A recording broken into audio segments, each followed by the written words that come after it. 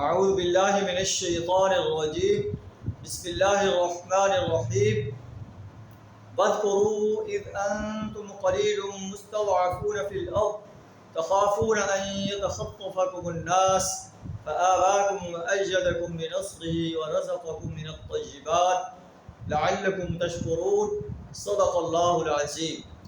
سورہ انفال آیت نمبر 26 آپ کے سامنے تلاوت کی ہے۔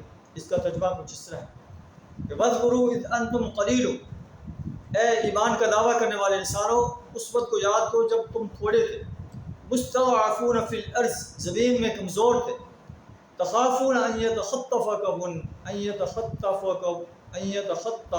الناس، تمہیں اس بات کا خوف تھا کہ لوگ تمہیں اچک لیں گے۔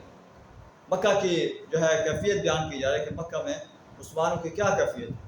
فآواکم، اللہ نے تمہیں ٹھکانہ دیا، اللہ نے تمہیں مدینہ میں آ کر بسایا اور ایدکم بنصرہ، اپنی مدد فرمائی، ورزقکم من الطیبات، پاکیزہ چیزوں کا رزق دیا، لعلکم تشکرون، تاکہ تم اللہ کا شکر ادا کرو۔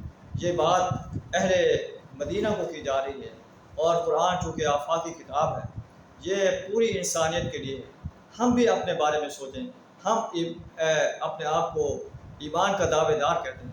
ہم نے یہ ملک جو ہے اس لیے حاصل کیا تھا کہ پاکستان کا مطلب کیا، لا الہ الا اللہ، اس میں لا الہ الا اللہ کا نظام قائم ہو۔ آج 75 سال ہو گئے ہیں، ہم اس نظام کو قائم کرنے سے قاصر ہیں اور اس باطل نظام کے جو ہے دست و بازو بنے ہوئے ہیں جسے ہم نے ختم کرنے کا اللہ سے عہد کیا تھا۔ اللہ فرماتا ہے کہ تم بھی اپنی اس کمزوری کو جو ہے اس کا محاسبہ کرو کہ تم نے اللہ سے کیا وعدہ کیا تھا اور وعدہ وفا کرنے میں تم نے کتنا کردار ادا کیا۔ اللہ سے دعا کرو ہمیں اپنے اس ملک میں اپنے دین کو غالب کرنے کے لیے، اپنے دین کو قائم کرنے کے لیے اپنا مال، جان، وقت اور صلاحیت پیش کرنے کی توفیق عطا فرمائے۔ وآخر دعوانا الحمد للہ رب العالمین۔